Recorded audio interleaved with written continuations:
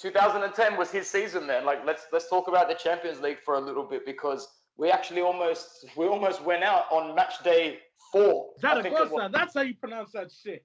Zaragoza, yeah. Dude, Zaragoza. Champions League, Milito scored the 2 goals in the final. We almost went out on the 4th match day. I don't know if you guys remember. We had a real shitty start to our Champions League campaign. What do you boys remember most from the Champions League winning campaign before we start going into the fixtures? Rivas. Shitting on Barcelona because I was at work having all the Barca fans talking trash to me because we went down 1-0 to Pedro scoring that one lucky-ass shot. And then we went boom, boom, boom. And Milito was instrumental in every single one of those 3 goals. I'll never forget it because I was like, yo, man, y'all want me to come and lick the tears off your eyes? You know, nowadays, that's just like crazy. So, from coronavirus. But back then, I was like, y'all look like you crying. You want tears? Yeah, we're going to take care of you guys in Barca. 1-0, I'll never forget my man, Thiago Motta, bro. I wish they had VAR back then. Yo, if there's one player in the world I hate, it's freaking Sergio Busquets. Freaking I hope that man gets syphilis. Damn, that's kind of fucked up. I hate him. I hope he gets corona. Yeah. We hosted Barca in the first game at the San Siro, drew 0-0, but the shit couple results came after that. We went away to Rubin Kazan and drew 1-1, and then we drew 2-2 at home to Dynamo Kiev. So basically, we were in a position in match day 4 where if we didn't get 3 points, it would be really, really hard to go through. And we were down 1-0 with 4 minutes to go. Who remembers? Milito scored, then Snyder scored off the shot where Milito shoots it, and it bounces off, and Snyder just pounces. He just pounced, dog. I was like, yo! Yeah. Freaking, they had Shevchenko at that time. That was the thing that annoyed me the most, bro. I said, yo, I can't stand that guy, Shevchenko. Just because my cousin was so pressed on Shevchenko.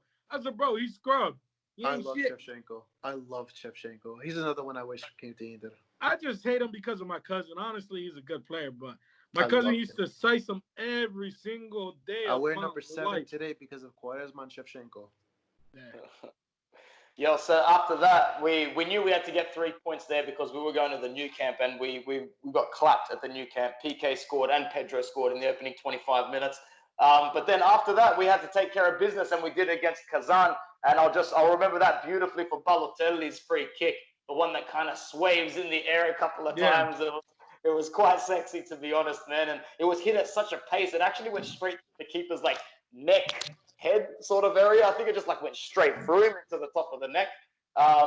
So that was the group stage, man. We finished second, and for me, the moment where I started to believe everything was the Chelsea game. Chelsea, yes. Yep. Yeah. That Eto'o goal was class, bro. Which goal, sorry?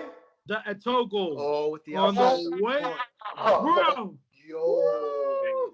I come from a family where I had to be dying to miss a day off school. It doesn't matter how sick you were. If you were 99% sick, you were going to school. Very rarely my mum would see how bad I had to stay home to watch a game. One of those games was the second leg against Chelsea. Bro, so I was there in my school uniform, ready to go to school, 90 minutes late, 2 hours late. When Eto'o broke and scored, I knew it. I knew it from that moment. I'm like, we're going to win the Champions League. I'm going to be standing here in 6 weeks' time. We're winning this goddamn Champions League. What did you feel the same way? Yo, when we played CSK Moscow, bro, that was just like a tactical massacre, bro. Like, right then and there, it was like, all right, dog, like, nothing stopping us. Then when we got Barca, I was like, all right, like, this is going to be the true test. Because you think about it.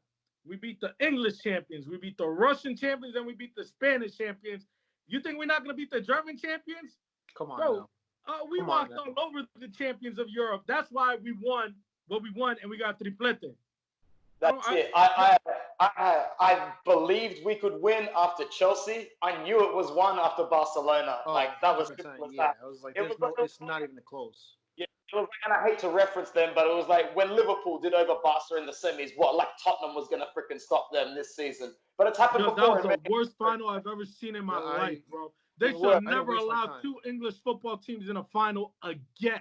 Oh my god, it was horrible. I didn't even watch one that shot game. on target the whole game? It was horrible. It was horrible. Where did you boys watch the final of 2010 anyway? I watched it at home. I didn't watch Yeah. it. You didn't watch it? You were asleep or what? I had a game. I had a development academy game, so I was so pissed off. They scheduled at the same freaking time. I missed the game. I never watched it.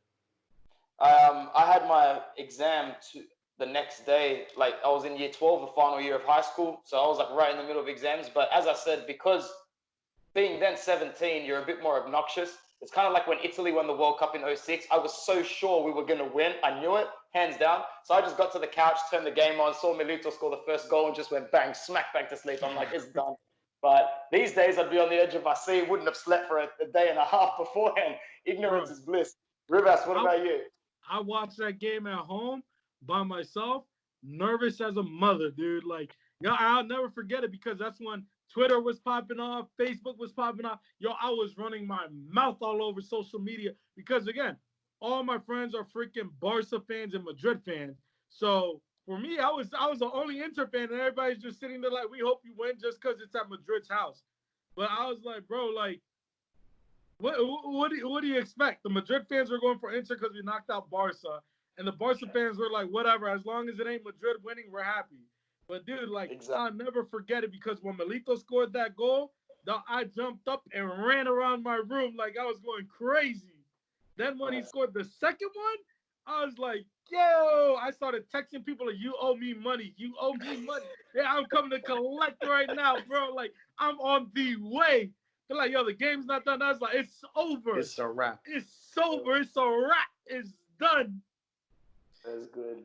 My most memorable moment, because I missed the Yes. final, was when we beat Barcelona in Barcelona. So would you say that's your favorite moment as an Inter fan? Like that's the most memorable? Yes. Yeah. No, I would actually say, no. Don? That was my favorite moment from that Champions League. Cool. Because once we won that game, I was like, yes, we won. This is great. I'm so happy. Yeah, let's go. But then the best moment was when they turned those fucking sprinklers on. Yeah.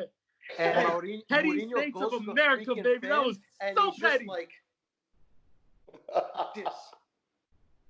And they just and they're trying to relax him, and they're just like, yo, get the fuck out of here. Nobody wants to see you, you freaking Danny Alves. Go to your hole. Go into the dugout. Go cry like a little baby. Let's celebrate this win in the sprinklers. Yeah, beautiful. I loved it. Some of like the more favorite memorable moments, which I wanted to branch off into next, when that final whistle blew in the second leg at the new camp, that was one of them.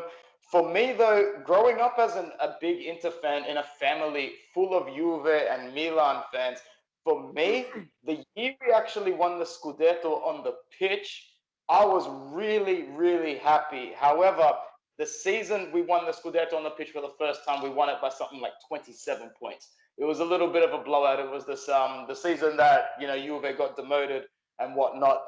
The year after that, though, was one of my favorite memories. We went toe-to-toe with Roma for the Scudetto, and it was actually quite nerve-wracking.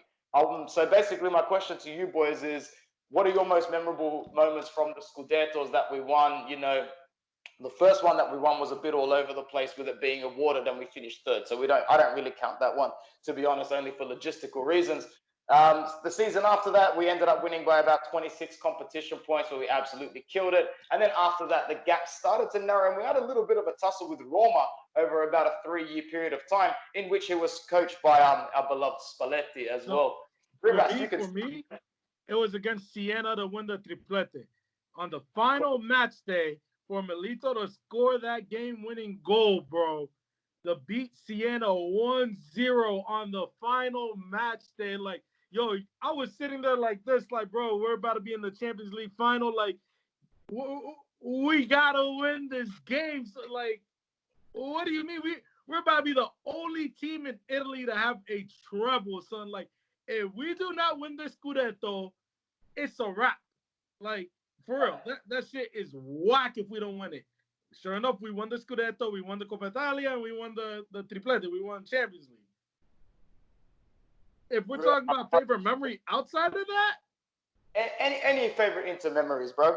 You might not agree with it, but the game against Lazio when we got back into the Champions League, when D'Ambrosio, listen, I don't care what anybody says. To me, that was one of the most satisfying feelings in the world because we were so bad through 2014, 15, 16, 13. Dude, we had such a horrible, a long string, and for it to finally be over and be back in the Champions League, bro, like that joint was just crazy. Like, I'm not gonna fake. That was legit one of my all-time favorite memories.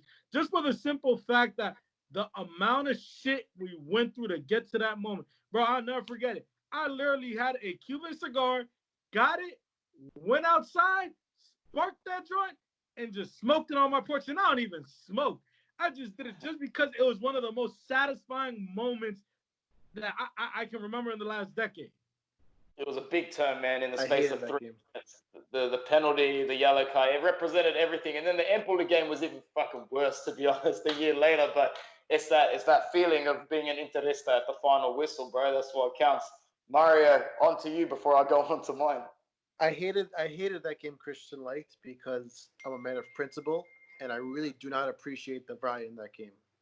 De Vrij sold that game to us. I don't care what anybody says. Calciopoli 2.0. We will hear about this in about 6 to 7 years. De Vrij was paid to throw that game, to give Icardi that penalty. I do not appreciate that. Hello, everyone from Stuart. I want to pull up that video just for you, Mario. No, please. Because we made that bet that Inter would not make Champions League that year. Yeah, I know. That was another reason I wanted to bring it up. That's the second reason. That's the other reason why I don't like it. But my favorite moments of all time, of course, when we won all those Scudetto'S in a row. That was great. I loved it. But my favorite game of all time, Inter Valencia 2000 or 2001. We talked about that game. That game in the Champions League, that was a good one. Champions League. We tied the first leg 1-1. The second leg, we win 1-0. Nicky Ventola scores. Love it. You know what's better about that game? I got home from school. I was like, 8, 9 years old. I missed the first half because I got off the bus late. I see we're winning 1-0. I'm like, oh, sweat. This is dope. It gets better. We're playing against freaking Valencia, who were a freaking good team at the time. They had Baraja and freaking I think did they have Aymar at the time? I think they did back in the day. And they were animals. So I'm watching Inter get freaking killed this game. Baraja shooting from 40 yards out. Toto had the best game of his life. He freaking saved everything. All of a sudden, he gets a second stupid yellow. And all right, hold on, Mario. I got that footage right here. Hold on. What you mean? Nah, dog. That was not. That was not fixed, bro. There was no reason for him to go into that tackle. He went for the ball. Place. If he doesn't go for the ball, fucking Icardi pounces on it, bro. No way. Have you seen Icardi? He misses open goals. For fun. You're gonna tell me he scores that? He scores that, bro. Nope. Like he was alone. Nope. Oh my God, man. Nope. I don't care. Listen, you're just mad because you lost that bet to me. That's all. No, I'm a man of principle. That game was thrown. You're a man of principle because you got to wear that Icardi jersey that I never made you wear. Never made you own up to that bet. As much as people give me shit for not making you wear an Icardi jersey. That's up to you. That's not on me. Yo, but that game, freaking Toto gets a red card. I'm like, holy shit, there's 5 minutes. Who's going to go and goal? What the hell is going on? Do you know Farinos? Do you remember Farinos, who used to play for Valencia? Nah, sorry. Yeah. Now you're talking old school now. We bought him from Valencia. And I'm like, this fucking guy's going to go and goal? Oh, no, it's over. It's fucking over. On top of that, he's like 5'3". So you're seeing him next to Materazzi go for a corner. Materazzi's freaking winning the corner over his arms. I'm like, oh no, this is a nightmare. Yo, he played fucking lights out. He made every save. He made like 3 saves. We won that game, and I was the most hype I've ever been in my life as an Inter fan. Nothing will top that game. All those other games I don't care about. That was the freaking game. For me, that was a very good game. I'm not gonna fake. That was a very good game. The 2007-8 Scudetto where we won on the pitch, the second one we won on the pitch, we were leading the league by about like 9 to 10 points with like 6 games to go. And then we gradually started to dip off a little bit. We lost to Milan. And then We were up against Siena in the second last game of the season. It was 2-2. We had a penalty with like 3 minutes to go, and I think Julio Cruz was going to step up to take it, but Materazzi just stormed through Cesternoi. He's like, "This is my moment, man. I'm Materazzi." He just hits it straight. He just hits it straight at the keeper, bro. So we had to go to freaking Parma on the last day of the season. Ibrahimovic is injured. He starts on the bench. The reverse fixture at home, Ibrahimovic scored in the 88th and the 91st. Ibrahimovic comes on, scores in the 60th minute, and then goes and scores again 15 minutes later, bro. I was watching it on a dodgy stream at like 3 a.m. in Australia, and I was just like watching it going, I can't face the world. Don't win today, and we fucking won, bro. And I loved Ibra for life. That was it after that. Yo, the simple fact that you brought up Materazzi, he fucking taking that penalty, bro.